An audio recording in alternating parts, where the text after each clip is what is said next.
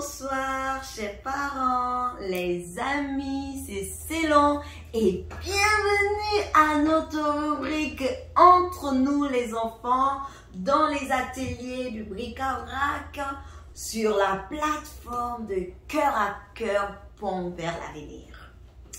Pour vous servir, Kemiska Jace. J'espère que vous allez bien et que merci pour ceux-là qui ont envoyé leurs questions et la décision que vous avez prise d'être sage relativement à nos thématiques de la dernière fois sur la punition.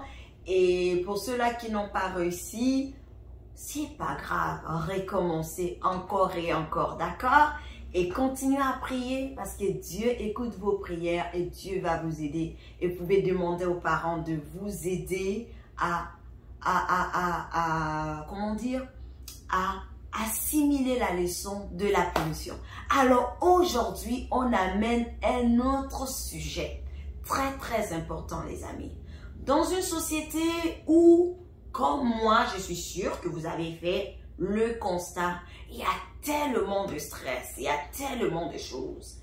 Et quand vous aurez l'occasion de le savoir, j'étais intervenante scolaire et aussi monitrice à l'école des dimanches plusieurs années.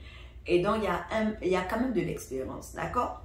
Aujourd'hui, nous allons parler d'une question, d'un sujet sur comment guérir des blessures du cœur, précisément de l'âme aussi, d'accord? Et aujourd'hui, nous allons parler des paroles. Les mots blessent. Alors, pour ce sujet, nous allons faire une démonstration, d'accord? Et je peux vous dire que l'idée, c'est pas de moi, c'était une de mes jeunes de 6e année qui m'avait partagé cette expérience. Moi, j'avais amené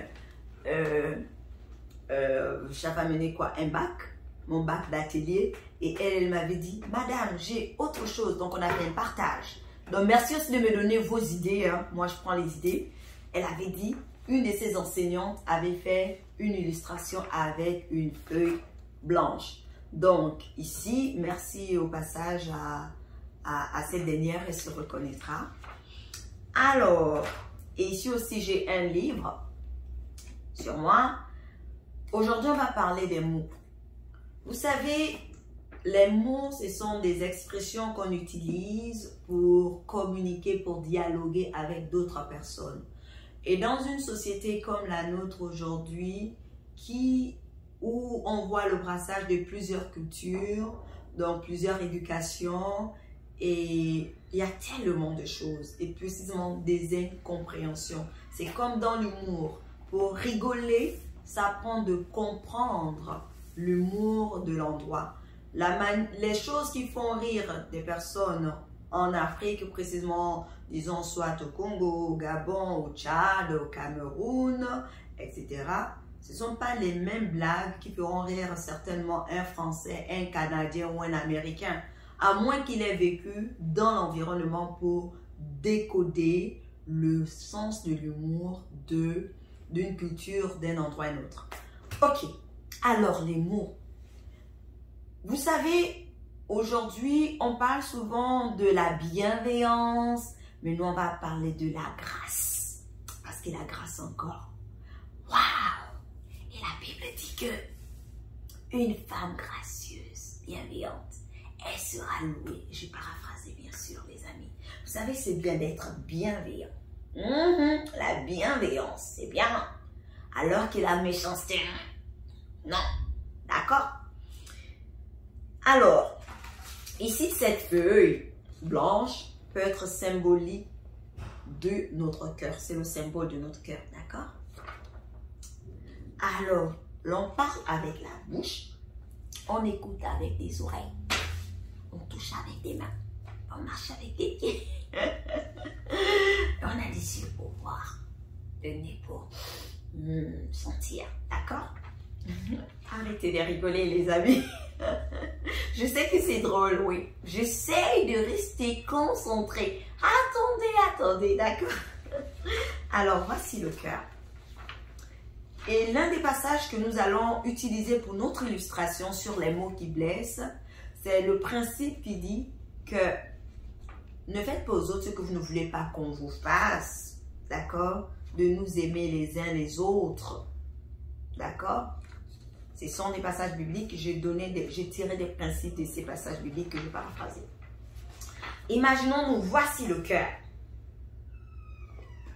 Et là, on va à l'école, on voit quelqu'un qui a tous les enfants quand ils naissent, tous les humains, ils ont un cœur comme ça, blanc, un cœur qui n'est pas froissé.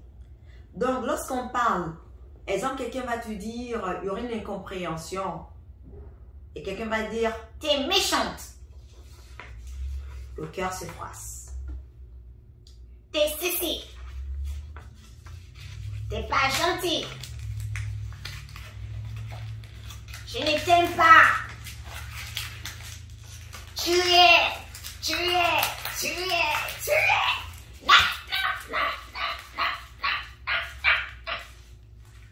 Et là, le cœur devient comme ça. On a un cœur froissé. Donc, bonjour la frustration. Et dans notre société aujourd'hui, on a plusieurs personnes qui traînent un cœur comme ça, froissé. Parce que depuis leur enfance, ça aussi c'est le cœur. Le cœur devient gros comme ça. Non seulement le cœur est froissé, donc le cœur a grossi. Et là, on a tout. Le rejet, les accusations, des gros, des grosses, problèmes d'identité, d'affirmation avec tout ce qu'on a, toute la confusion qui traîne dans le monde. On a des gens qui ont les cœurs rendus gros, comme ça, froissés, de tellement de choses. Mais j'ai une très bonne nouvelle pour nous. Ok, les amis, on a un cœur froissé. Alors, qu'est-ce qu'on fait? On va garder ce cœur froissé comme ça? Mais non, on a une très bonne nouvelle. La bonne nouvelle, c'est Jésus. Quand Jésus rentre dans notre cœur, quand on le laisse rentrer dans notre cœur, il vient nous guérir. Chaque fois qu'on lit la Bible, qu'on obéit, quand la parole vient dans notre cœur, elle enlève le manque de pardon. Le pardon rentre. Et quand le pardon rentre, les méchancetés qui ont été dites, qu'on a entendues depuis l'enfance, ça commence à défroisser notre cœur. Donc, Jésus rentre, le manque de pardon est ôté. Le fait que Jésus, donc la parole, est rentrée dans notre cœur et qu'on écoute, on obéit, on écoute les consignes, on met en pratique les consignes de la parole donnée, qu'est-ce qu'on voit?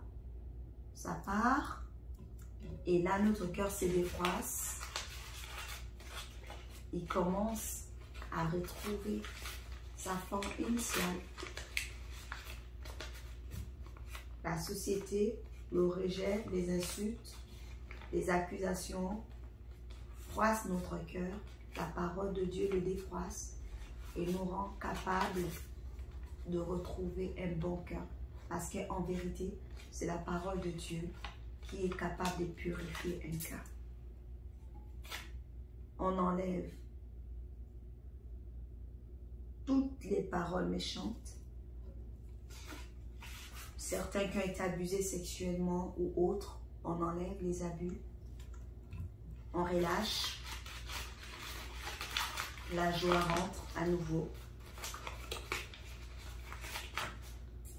Les personnes qui ont été abandonnées par tes parents, la mort d'un proche ou comment, l'aide dont on attendait des personnes, on n'a pas reçu l'aide. Dieu nous accepte et Dieu nous donne son aide. Et là, notre cœur, la parole de Dieu repasse notre cœur. Et là, notre cœur revient à la forme initiale, comme Dieu l'avait créé. Et là, notre cœur devient vide, propre. Et là, plus on plonge notre regard sur la parole de Dieu, Et la parole de Dieu dans notre cœur fait cette œuvre de transformation. Donc les amis, nous avons une responsabilité. Voici la rentrée de classe qui arrive. Qu'est-ce que nous allons faire? Est-ce que nous allons froisser les cœurs des autres ou nous allons être de ceux-là qui aident par la parole de Dieu à aider les autres à guérir en les aidant, en défroissant leur cœur pour que leur cœur puisse encore luire de joie, de paix, de bonheur.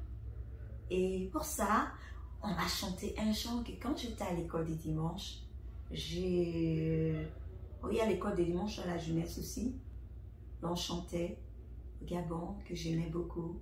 Ça dit, son nom c'est Jésus. Est-ce qu'on peut répéter? Jésus, il vient pour te consoler. Il guérit les cœurs brisés, soulage les opprimés. Il est toujours capable de délivrer. Voyez les amis, Jésus, c'est le meilleur des amis. Il guérit les cœurs brisés, il soulage les opprimés.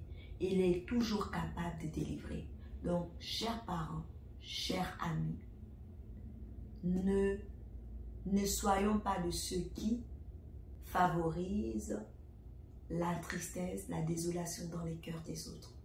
Mais soyons aujourd'hui, prenons la décision aujourd'hui d'être ces dispensateurs de la grâce de Dieu autour de nous, apportant l'amour où la haine a régné, la réconciliation où il y a eu la division, la compréhension et plus précisément l'amitié où il y a eu, je ne sais pas, les divisions ou autres. Les amis, soyons bienveillants les uns envers les autres. D'accord? Donc, bonne rentrée scolaire à tous. N'oublions pas, les mots blessent. Les mots blessent. Avec nos mots, guérissons les autres. D'accord? Guérissons avec un sourire. On peut sourire. On peut encourager les autres. Et j'aurai aussi un autre conseil. Lorsque quelqu'un vient vers toi pour te frustrer, tu peux répondre à la frustration autrement. Et ceci, ce sera le sujet d'une autre rubrique. Alors, qu'est-ce que vous avez retenu aujourd'hui? Merci de nous écrire sur comment vous vous faites pour défroisser votre cœur lorsque quelqu'un vous a froissé. D'accord? Merci. Au revoir les amis. Que Dieu vous bénisse. Gardez votre cœur plus que toute autre chose parce que c'est de votre cœur que viennent les sources de la vie. Donc, un cœur froissé, c'est pas du tout bon. Et la parole de Dieu nous dit, un cœur joyeux, c'est la santé pour les os. Donc, chers parents, merci de favoriser la joie. La joie du Seigneur est notre force. D'accord?